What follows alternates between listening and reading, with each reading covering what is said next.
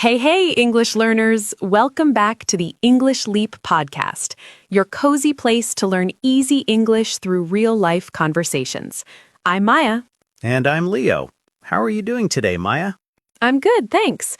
A little tired, though. My weekend was busy.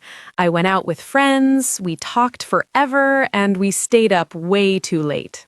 You know that moment when you say, okay, last one, and then it's suddenly 2 a.m.? Oh, yes, I know that moment. My weekend was the opposite, very quiet. I stayed home, cooked something simple, and read a book. It felt nice to slow down. That honestly sounds amazing. Sometimes quiet weekends are the best kind of medicine. Especially Sunday afternoon. It's calm, the light is soft, the world feels slower, but your brain starts whispering, tomorrow is Monday. Yes, your body is on the sofa, but your mind is already at work, answering emails, planning meetings, thinking about tasks. So, if you're listening on a Sunday, maybe you feel cozy but also a bit nervous. And if it's already Monday for you, maybe you're on the bus, walking to school, or washing dishes after work, then you're already in the new week. So, today's question is, what do we really need for Monday? Do we need more stress, more pressure, more I'm not good enough? No, we need something better. We need thoughts that give us energy, not thoughts that steal it. Exactly. That's why today we're talking about the power of positivity. And don't worry, this is a B1 level episode. If you're intermediate, it's perfect. And if you're A2, you can still listen. If some parts feel difficult, that's okay. You can listen again and catch more the second time. Yes, you can listen while you cook, clean, walk, or sit with a cup of tea. The idea is simple. Real English, real feelings, real life. So, who is this episode for? It's for you if you worry a lot, if your mind is always busy, or if you want to feel a little lighter and more hopeful. It's also for you if you want to practice daily life English, talking about feelings, thoughts, stress, and happiness in clear, natural English. Before we go deeper, a small request. If you enjoy learning with us, please like this episode, subscribe, and share it with one friend who is learning English too. Every like, every comment, every share helps more learners find this podcast. And we love reading your comments. In fact, here's a simple question you can answer right now. Where are you listening from, and what are you doing right now? Yes, I'm in Brazil, washing dishes. I'm in Turkey on the bus. I'm in India studying before bed. It feels like one big cozy global classroom. So write your country and what you're doing. One short sentence is perfect. And later in this episode, we'll also have a calm word tour. In Word Tour, we'll take a few useful words and phrases from today, so you don't only hear them, you really understand them, and you can start using them. All right, Sundays, Mondays, stress, hope, positivity. Let's talk about how our thoughts can make our days heavier or lighter. Yes, let's see how small positive habits can slowly change the way you feel. All right, let's jump in. Let's start with something simple, but also hard. Simple but hard. I like that. First idea, your happiness switch is inside you. Right. Not inside your job, not inside your phone, not inside other people. Inside you. And I'm not saying just be happy, it's easy. No, I also have days when my brain feels like a little rain cloud.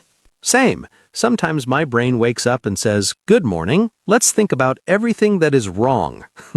Yes, you open your eyes and immediately you think about problems. The bill you need to pay, the email you didn't answer, the mistake you made last week. And you start to dwell on it. Exactly. Dwell on means you sit on a thought for a long time. You stay there. You replay it again and again. And when we dwell on negative thoughts, we feel more and more weighed down, like we're carrying a heavy backpack. That happened to me last month. I woke up one day and everything felt gray. Nothing was wrong, but my outlook was very negative. Outlook means the way you look at life, right? Yes, same room, same job, same coffee, but my outlook was this is useless, I'm failing, everyone else is doing better. I know that voice. And I noticed something. I wasn't just listening to that voice, I was feeding it. I opened my phone and started reading bad news, negative comments, scary posts. It's like your mind is already sad, and then you give it more sad food. Exactly. Sad breakfast for the brain. So, what did you do? At first, nothing. I stayed in bed and scrolled, and I felt worse. Then I remembered something important. I can't always change my mood, but I can change my next 5 minutes. That's such a good sentence. I can't change everything, but I can change my next 5 minutes. Yes, so I decided to short circuit the negative thoughts. Short circuit. Normally, short circuit is electricity. Here, it means interrupt a bad pattern. Stop the usual road of your thoughts. So instead of going deeper into a dark tunnel, you change direction. Exactly. I put my phone down, got up, opened the window, and played one happy song. Just one. Nice. Then I made a simple breakfast and went for a 10-minute walk. That's it. No big life change, just 10 minutes. But it felt like I pressed a small reset button in my head. So your life didn't suddenly become perfect, but your energy changed. Yes, my problems were still there, but I didn't feel so heavy. It felt like I took off one small stone from my backpack. I love that image. Many people wait for big happiness, a new job, a big house, a perfect love story. But inner happiness often starts with a very small thing. Open the window, drink water, listen to music, send a kind message. It's like your mind is a garden. Yes, If you don't choose what to plant, weeds grow by themselves. Negative news, old memories, other people's drama, those are weeds. but when you choose one small good seed, gratitude, a kind thought, a short walk, you start a different garden. And this doesn't mean you must be positive all the time. That's impossible. Right, you're human. You can cry, you can be tired, you can feel sad. But even on a sad day, you still have this tiny switch. What is one small thing I can do that is kind to myself? Maybe it's opening your window and feeling the air, looking at the sky for 1 minute, making tea and taking 3 slow breaths, listening to a song that gives you hope. Or writing one simple sentence. Today I am grateful for, and finish it. You don't change your whole life in that moment, you change the direction of your thoughts. And when you repeat that day after day, your brain learns a new habit, a happiness habit. So idea number 1, happiness is not only about what happens to you, a big part is how you respond. And the good news is you can practice, one tiny seed at a time. Okay, we talked about small seeds and small choices. Yes, but what about the opposite, when your brain is tired from worrying all the time? Let's talk about that. The heavy feeling like your thoughts are running in circles. I had a season like that. Every night, my brain was full of what-if thoughts. What if I lose my job? What if I fail this exam? What if people don't like me? Exactly.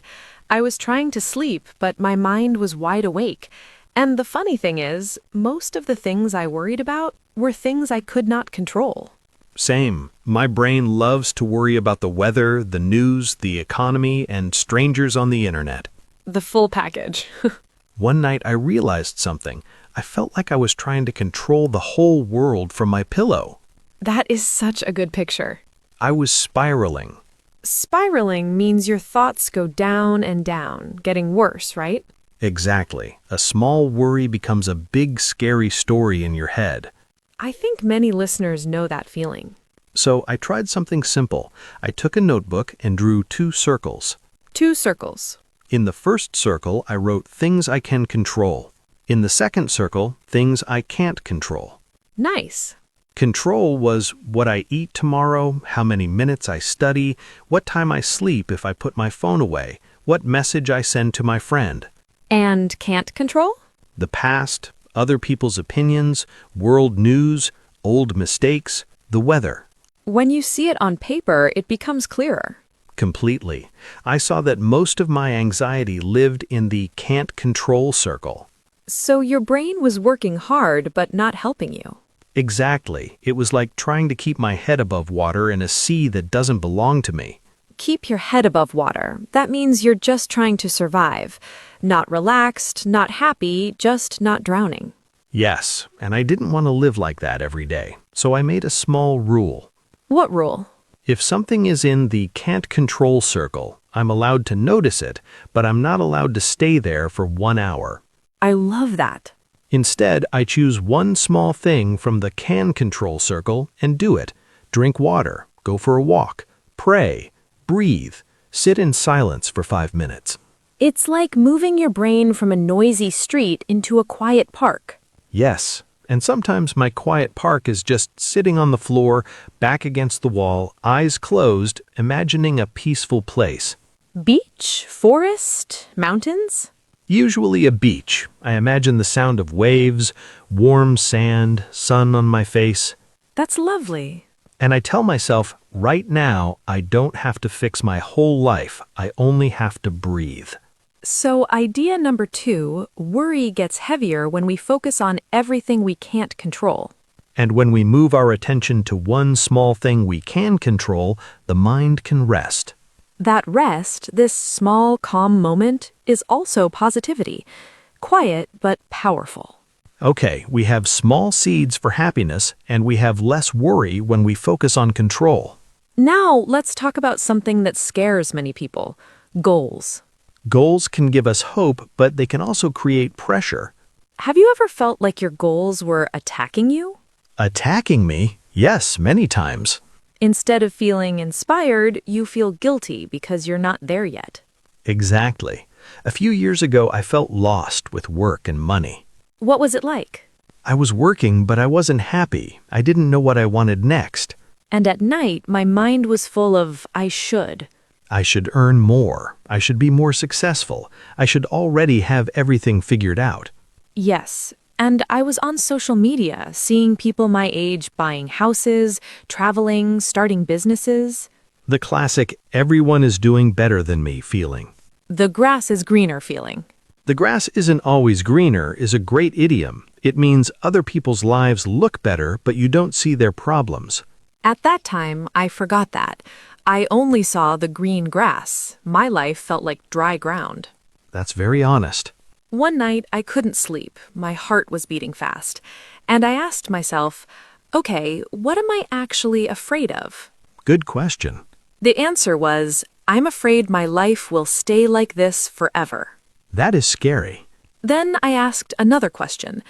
If I don't want this, what small change can I make? Not big, not dramatic, just one step. And what did you do? I wrote 3 small goals, one for my health, one for my work, and one for my heart. I like this already. Health goal, walk 20 minutes every day after dinner. Work goal, spend 20 minutes learning something for my future job. Heart goal, send 1 message a day to someone I care about. That's beautiful. And it was small, but it made me feel lighter because my brain had direction. Before that, you were stuck in a rut. Yes, stuck in a rut means doing the same thing again and again, feeling bored and trapped. And those 3 small goals became like headlights in fog. Exactly. I couldn't see the whole road, but I could see the next few meters. And the next few meters are enough to move forward. After a few weeks, I noticed small changes. My walks helped my mood, my study time helped my confidence, my messages helped my relationships. So your life didn't magically become perfect, but you started to bounce back. Yes, bounce back means recover after something difficult, like a ball that hits the ground and comes up again. So idea number 3, you don't need big goals to feel better. You need clear and kind goals. Clear so your brain knows what to do, kind so you don't punish yourself with pressure. And now, sometimes even with good habits and goals, life still hurts. Yes, things go wrong, people leave, plans break. That's where our last idea comes in. What to do with pain and problems when you still want to move forward. Have you ever had a moment where your heart felt really heavy? Yes, a few years ago, I went through a breakup that hit me hard. I'm sorry. Thank you. It wasn't dramatic outside, no big fight, but inside, it felt like someone switched off the color in my life. That's a strong image. For weeks, I didn't want to do anything. I wanted to lie in bed, listen to sad songs, and brood.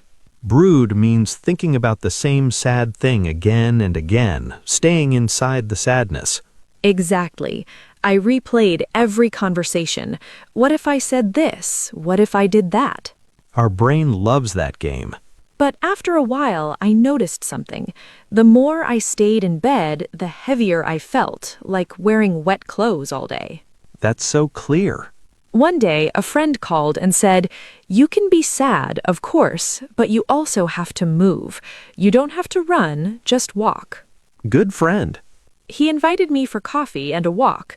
I didn't want to go, but I went. And? And the walk didn't fix my heart, but it helped me breathe. That's important. And I learned when you have heartache, you can't just think your way out. You have to live your way through it.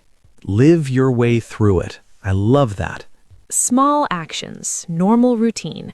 Shower, eat, move. Talk to one safe person. So if you're in a painful season right now, breakup, loss, disappointment, it's okay to feel sad. It's okay to cry. But try not to live inside the pain 24 hours a day. Imagine pain like a heavy backpack. You may carry it for some time, but you don't have to sit on the floor and stop your life. You can walk slowly with it, and with time, it becomes lighter. And for problems in general, I have one simple practice. Tell us. When something feels confusing, I write one sentence. The problem is, and I finish it in one clear line. Not 20 lines, one line. Exactly. For example, the problem is I feel alone in this city. Or, the problem is I don't know how to pay this bill. And then? Then I write 3 small things I can try. Not magic, just 3 ideas. Like what? If the problem is loneliness, 1. Join one online English group this week. 2. Message an old friend. Can we talk this weekend? 3. Go to a public place, like a park or cafe, with a book, so I'm not alone at home all day. That's really practical. And I tell myself, I don't have to solve everything today. I just need to try one thing this week. So you move from I have a problem to I'm working through this problem. Yes, work through means you deal with something step by step instead of hiding from it. And that is positivity too. Not fake smiles, but quiet courage.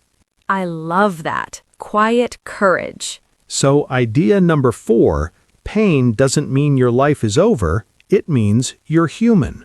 You can feel the pain and still move forward, slowly. The ball is in your court. That idiom means it's your turn to act. Life gave you a situation, and now you choose your next small step. Not a perfect step, a kind step. So today we talked about inner happiness, worry, goals, and pain. And now, as promised, let's do a word tour, slowly and clearly. Word 1, dwell or dwell on.